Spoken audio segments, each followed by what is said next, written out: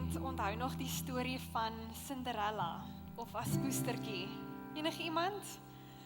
As jy doen, gee net gou vir die persoon langs aan jou wat nou glad nie onthou nie, net 'n recap van hoe daai storie gaan. So in 3 woorde. Dalk bietjie meer. Dis daai storie van daai dienskneg meisie wat 'n radikale verandering ondergaan het. Sy het van hierdie dienskneg meisie verander na 'n prinses toe.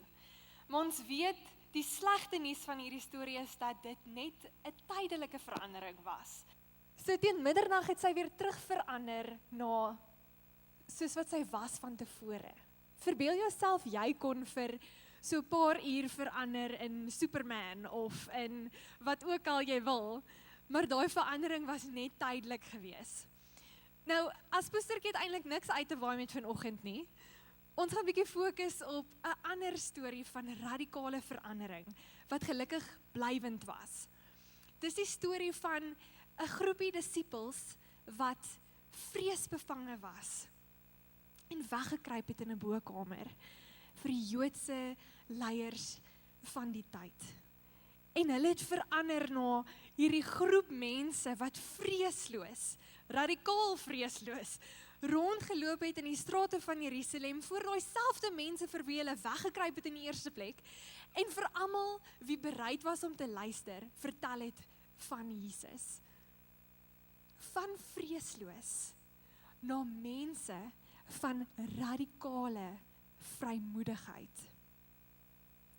Nou wat is vrymoedigheid? Vir die van julle wat nie so lekker opgeskerp is met Afrikaans nie, dit is boldness in Engels, maar daar is 'n Griekse oorsprong vir hierdie woord, as ons gaan kyk na die woord vrymoedigheid in die Bybel, en ek gaan nie maak asof ek Grieks kan lees nie, maar dit gaan op die bord verskyn, so snaakse woord, maar wat daai woord eintlik beteken vir ons, is moed, selfversekerheid, en om sonder vrees op te tree. Dit is die moed wat ons kry as Christene, om vir mense te vertel van die Here, wanneer ons teenkanting of in Engels persecution, verdrukking ervaar, vervolging ervaar. Maar ons weet in Suid-Afrika is ons mos maar eintlik baie bevoorreg. Ons kyk na ander lande en ons sien hoe mense werklik vervolg word vir hulle geloof in Jesus. Ek bedoel, mense wat in die tronk gesit word, mense wat selfs doodgemaak word, net omdat hulle glo in Jesus. Nou prys die Here, ons ervaar dit nie in Suid-Afrika nie. Maar daar is iets wat ons wel hier ervaar, en ek dink ons ervaar dit nogal groot. Ons is bang of vreesbevange vir mense se opinies, konfrontasies, wanneer ons dalk net moontlik vir iemand kan offend, ons is bang vir dit. So ons bly eerder stil en ons gee nie ons opinies nie. Nou, ons dink baie keer dat vrymoedigheid beteken om hard te praat, of om selfs harder die keyboard te slaan of op jou rekenaar of op jou foon, om jou Christelike stellings te sit op Facebook of op jou WhatsApp status. Maar vrymoedigheid is eintlik baie meer as dit. En ek wil jou uitnooi om saam met my deur die Bybel te loer, om te gaan kyk na mense van vrymoedigheid. En dan sien ons, vrymoedigheid is eintlik soveel meer as net dit wat jy sê. Ons eerste voorbeeld vanoggend is Abraham. En ek wil jou uitnooi om so lank na Genesis 18 vers 30 tot 31 toe te blaai in jou Bybel. Nou, interessant, Abraham se vrymoedigheid sien ons in sy gebed. Hy was vrymoedig in gebed.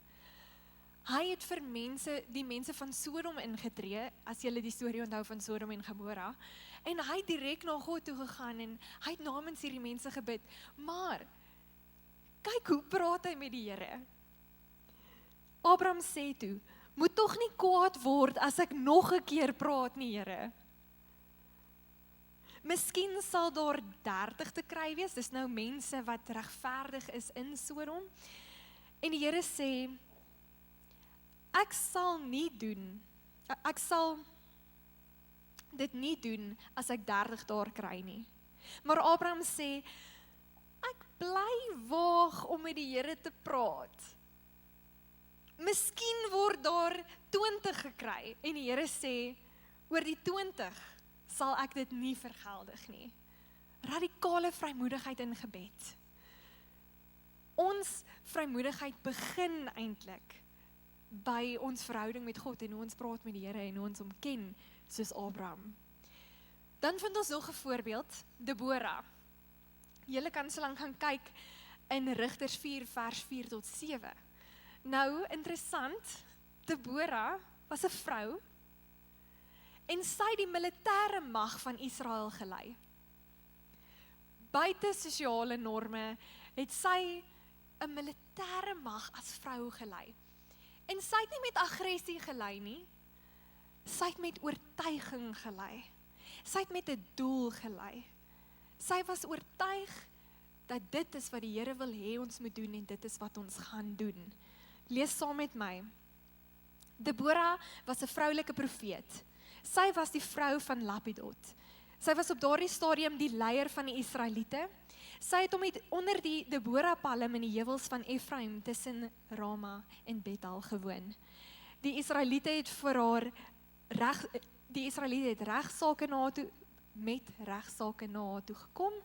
Sy het Barak, die seun van Abinoam uit Kedes in Naftali laat roep en vir hom gesê, die Here, die God van Israel het 'n opdrag vir jou. En hulle gaan in daardie rigting. Deborah was vrymoedig in haar leierskap gewees. Die volgende persoon ken julle seker baie goed, sy naam is Dawid. Kan almal sê Dawid? Dawid. 'n tiener wat absoluut vreesloos was en vrymoedig was in sy geloof. Waar hy Goliat die reus gaan aanvat het sonder 'n wapenrusting. Omdat hierdie ou sy God sleg sê en ook sy volk sleg sê. Ons lees in 1 Samuel 17 vers 45, maar Dawid sê vir die Filistyn, jy kom na my toe met 'n dolk en 'n spies en 'n swaard, maar ek kom na jou toe in die naam van die Here die Almagtige, die God van die linies van Israel, wat jy verkleineer het. Dawid was vrymoedig in sy geloof. En dan laastens, maar glad nie die minste nie, ons almal ken vir Paulus, die ou van die Nuwe Testament. Hy was vrymoedig daarin om net vir almal te vertel van Jesus. En hy het dit gedoen in die moeilikste omstandighede. Hy was onder huisarrest geplaas. En selfs daar het dit hom nie gekeer om mense te vertel van Jesus en die evangelie te versprei nie. Lees saam met my in Handelinge 28 vers 30 tot 31. Paulus het 'n volle 2 jaar in sy eie gehuurde huis gebly en hy het almal ontvang wat by hom aangedoen het. Hy het verkondig dat God as koning regeer en die mense alles oor die Here Jesus geleer. Hy het dit ongehinderd en met die grootste vrymoedigheid gedoen. Radikale vrymoedigheid. Dan sien ons ook in die eerste kerk. Ons sien dat vrymoedigheid was deel van die DNA van die eerste kerk. Mense het die naam van Jesus verkondig, so ver soos wat hulle gegaan het, en waar hulle gegaan het, en Jesus se naam verkondig het siekes gesond geword, blindes het begin sien, verlamdes het begin loop, die dooies is uit die doodheid opgewek, bose geeste het weggehardloop en die gehardste harte het na God toe gedraai. Nou wil ek vir jou vra, Is God nog dieselfde God vandag? Hierdie kant sê ja. Is die naam van Jesus nog steeds die kragtigste naam wat bestaan? Dankie. Nou dit beteken, hierdie wat ons van lees, van hierdie mense van vrymoedigheid, is nog steeds vir ons vandag. Dit is nog steeds deel van ons prentjie. Maar hoe lyk die kerk vandag? Ons is so bietjie onwillig. Ons is onwillig om die naam van Jesus te sê in ons werksplekke, want ons wil nie hê mense moet aanstoot neem nie, veral nie in Suid-Afrika nie, ons het so baie mense van verskillende agtergronde, ons wil niemand offend nie. Ons is onwillig om op te staan vir dit wat ons weet God se wil is, want wat as ons nie die regte woorde het nie? Ons is onwillig om te bid soos Abraham, want ons hoor hoe ander mense bid en ons bid tog nie so nie. Ons is nie bidders nie. Ons is onwillig om te lei met 'n oortuiging dat hierdie is die rigting wat die Here wil hê ons moet gaan, want weer eens, wat as mense nie saam met my stem nie? Dit hoef nie ons storie te wees nie. Ons kan wees soos Abraham, Deborah, Dawid, Paulus. Ons kerk kan wees soos die eerste kerk. Okay, maar nou verstaan ek die volgende. Adrie, ek is 'n introvert. Ek het nie die people skills wat ander mense het nie. Hierdie is nie vir my bedoel nie. Ek het baie goeie nuus vir jou. Vrymoedigheid is nie deel van jou persoonlikheid nie. Dit is 'n karaktereienskap van die Heilige Gees. En ons sien dit in Handelinge 4 vers 29 tot 31, waar die eerste kerk bid, want hulle word vervolg, en hulle bid die volgende. En nou Here, kyk hoe dreig hulle ons. Gee dat u dienaars met volle vrymoedigheid u woord sal verkondig. Laat u hand genesing bring en laat daar tekens en wonders plaasvind deur die naam van u heilige dienaar Jesus. En wat gebeur toe? Nadat hulle gebid het die plek wat hulle bymekaar was geskit. Hulle is almal met die Heilige Gees vervul en met vrymoedigheid die woord van God verkondig. Die mense was gevul met die Heilige Gees en toe het hulle met vrymoedigheid begin praat en begin lewe.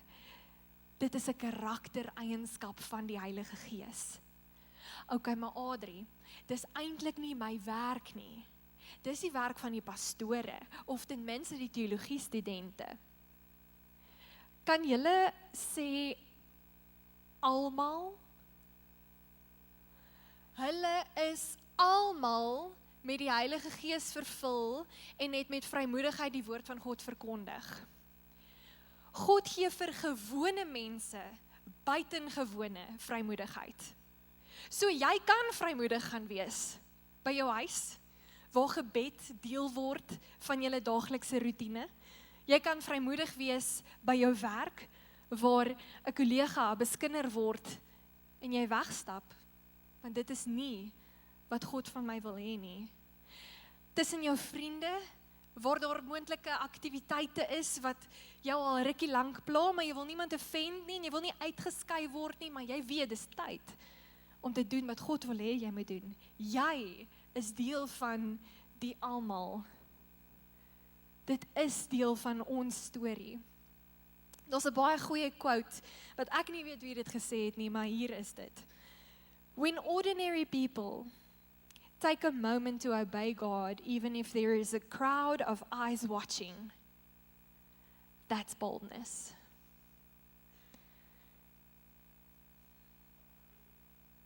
Okay, nou hoe kan ek so wees? Ek bly jou vra.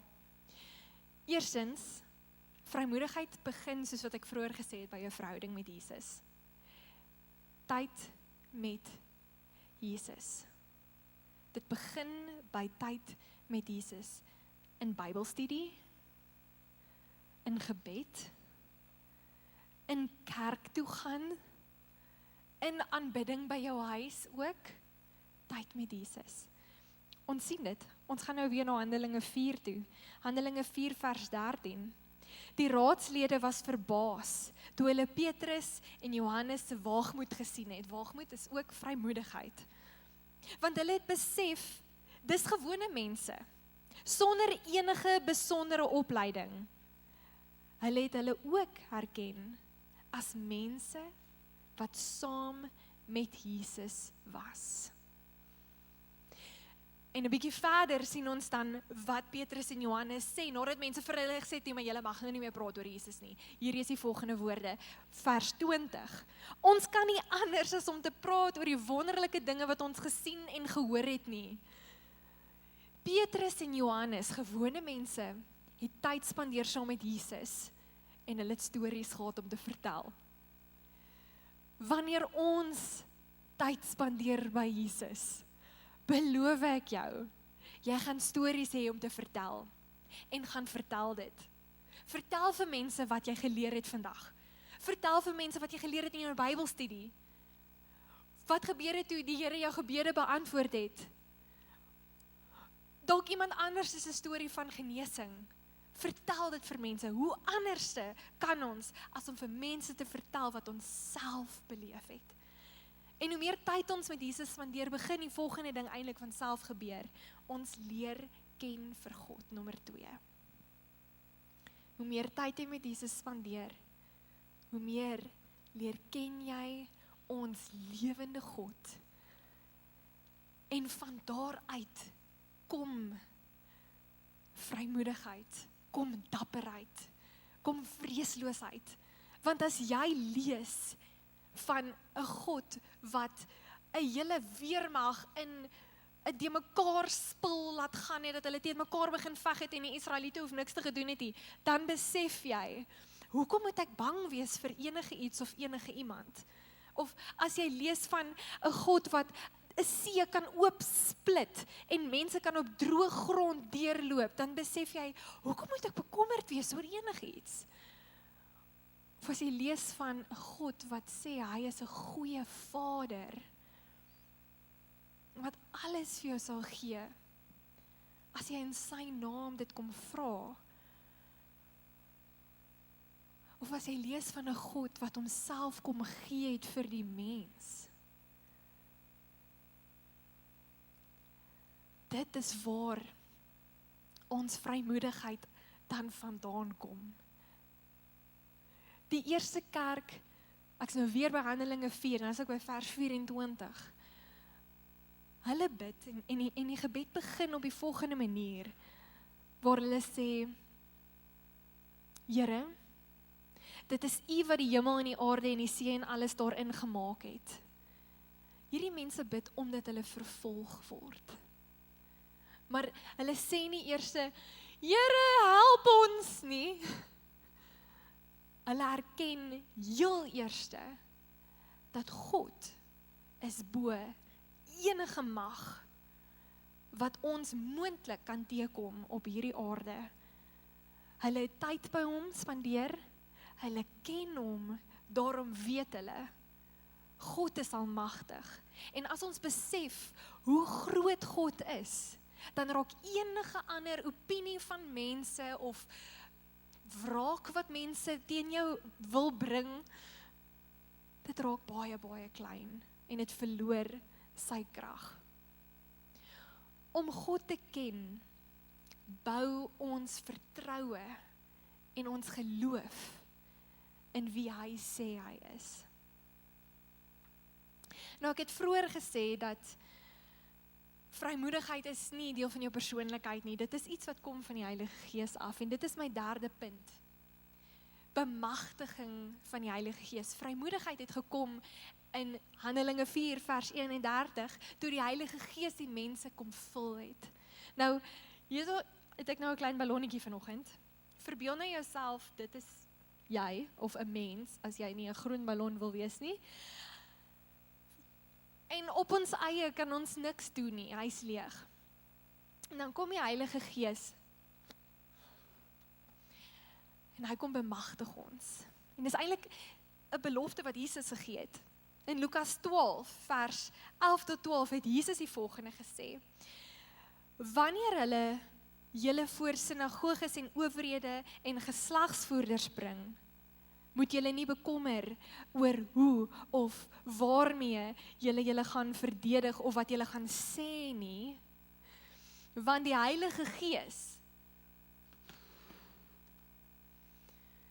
sal julle op daardie oomblik leer wat om te sê en wat julle moet sê. Jesus sê hier iets, hy praat van owerhede, wanneer julle voor owerhede kom.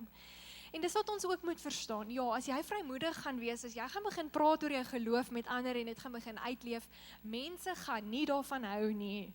Jy gaan teenkanting ervaar. Maar hoekom bekommerd wees, as jy tyd by Jesus het, en jy weet wie jou God is? Hoekom bekommerd wees? Maar verder, hoef jy nie eens bekommerd te wees oor wat jy gaan sê nie. Want die rol van die Heilige Gees is om ons te help, is om ons te vertroos. Hy help ons selfs om die woord reg te interpreteer, die Bybel. Hy help ons om dit wat ons geleer het in ons tyd by Jesus en dit wat ons verstaan van wie God is, reg te verpak in die regte woorde wanneer dit nodig is. So ons hoef nie staat te maak op ons eie kommunikasievaardighede nie. Want dit is die Heilige Gees wat ons help op die einde van die dag. Hy is die een wat vir jou gaan sê wat om te sê. Hy is die een wat jou gaan lei. Dit is die Heilige Gees wat gewone mense verander in vreeslose getuies van God se goedheid. Dis wanneer ons tyd by Jesus spandeer en ons God leer ken en die Heilige Gees ons bemagtig, dat ons nie kan help om mense te vertel van dit wat ons beleef het nie. En dan op die einde van die dag is dit die Heilige Gees wat die krag sit in dit wat ons sê. Op die ou einde van die dag is dit 'n siklus.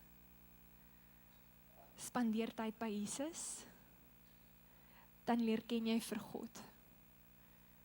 As jy vir God leer ken, groei jou vertroue en jou geloof in wie hy is. En dan sal jy ervaar hoe die Heilige Gees jou lei om vrymoedig te wees. Maar die teenoorgestelde kan ook waar wees. En dit is ook waar. As jy nie tyd saam met Jesus spandeer nie, dan gaan jy nie vir God ken nie. Dan gaan jy nie vir hom vertrou nie. En dan gaan jy nie vrymoedig wees nie. So alles begin by tyd met Jesus. Ons kan ook geken wees vir ons vrymoedigheid, soos Abraham, Deborah, Dawid en Paulus. Ons kerk kan wees soos die eerste kerk. Wil julle dit nie sien nie? Wil julle nie sien hoe mense gesond raak wanneer die naam van Jesus gesê word nie? Of blindes begin sien. Imagine verlamdes begin loop. Imagine die hardste harte draai na God toe. Dit kan ook deel wees van ons storie. Maar dit begin by tyd saam met Jesus.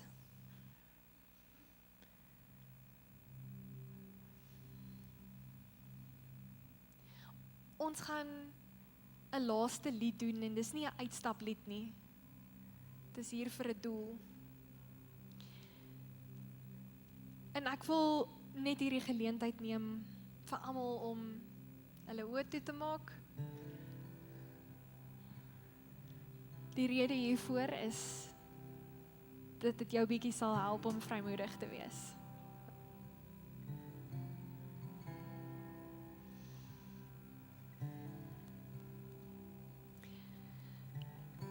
Ek weet hier's mense vanoggend wat vanaf die begin van hierdie diens deur deur al die aanbidding wat ons gedoen het en selfs die woord wat Ewald met ons gedeel het met oor nagmaal gehoor het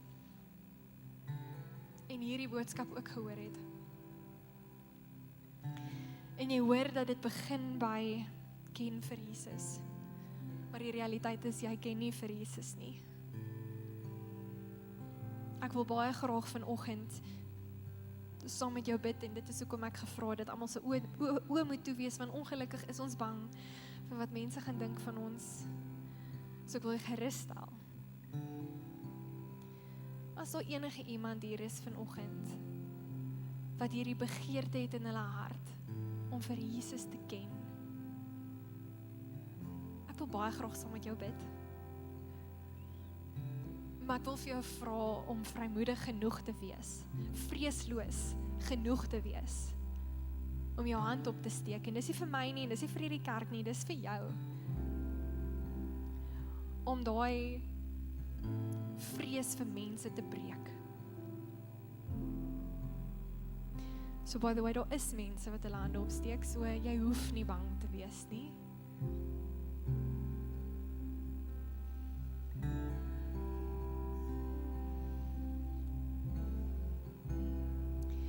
Here,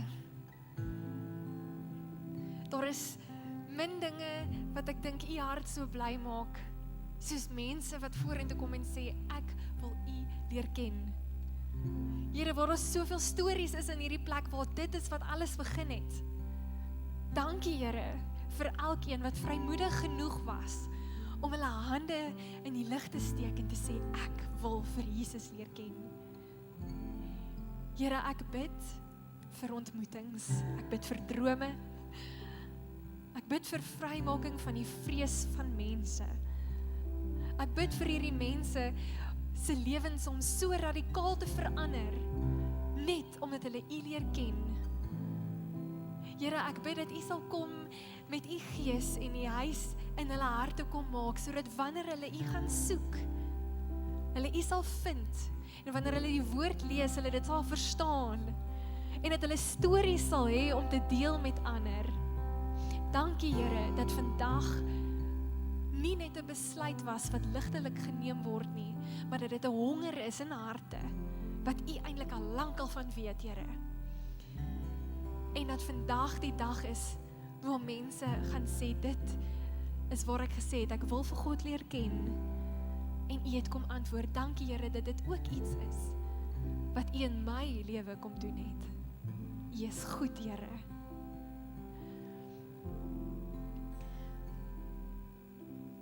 Daar is 'n ander gedeelte van vanoggend. En dit is die feit dat ons nie vrymoedig kan wees sonder die krag van die Heilige Gees nie. En ek weet dis my begeerte om nie meer vasgevang te wees in wat gaan ek sê, hoe gaan ek dit sê, wat gaan mense dink nie. Ek is honger om te sien hoe ons kerk se DNA radikale vrymoedigheid bevat. Maar ek weet, daarvoor nodig ons en is ons so afhanklik van die Heilige Gees. En ek wil vir jou vra, as jy vanoggend saam met my daai honger ervaar, dat jy net sal opstaan,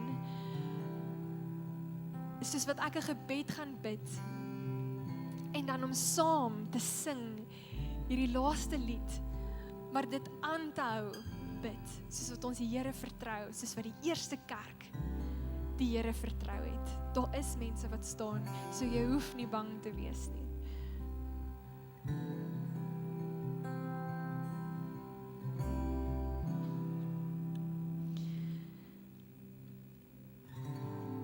Maak hierdie jou gebed.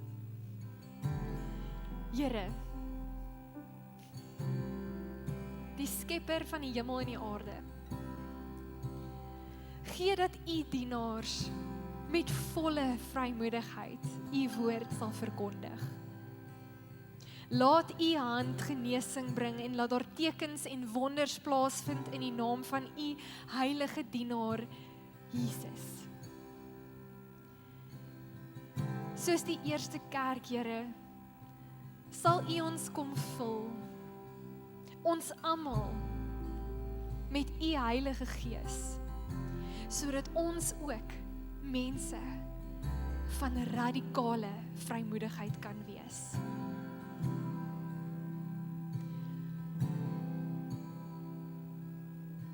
Hou aan om nou te bid. Hierdie woorde gaan jou baie help. Hou aan om die Here te vra en om te vertrou dat hier vrymoedigheid sal gebeur, sal plaasvind, gebore sal word. En dat wanneer ons uitstap,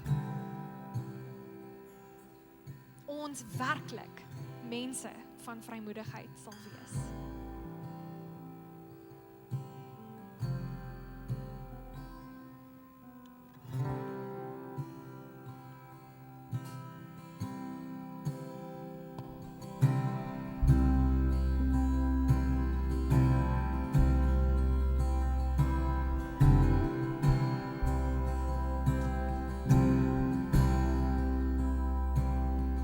I'm calling on the God of Jacob,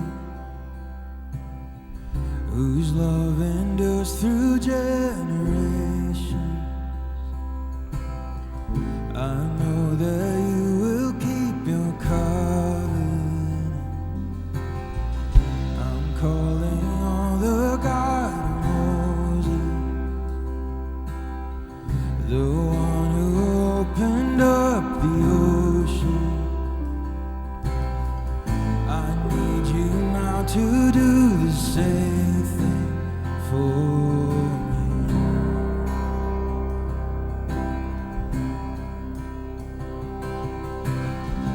Oh God, my God, I need you. Oh God, my God, I need you now. How I need you now. Oh rock of ages, I'm standing on your faithfulness, your faithfulness.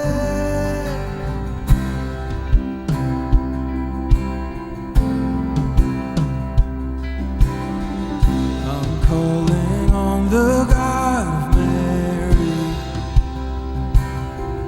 whose favor rests upon the lowly. I know with you all things are possible. I'm calling on the God of David, who made a shepherd boy courageous.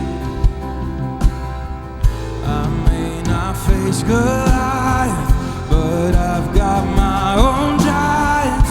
Oh God, my God, I need you. Oh God, my God, I need you now. How I need you now. Oh rock of ages, I'm standing on your faithfulness, your faithfulness. Oh God, my God, I need you. Oh God, my God, I need you now. How I need you now.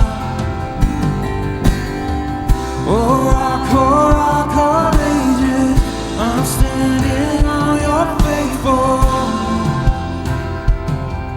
your faithfulness.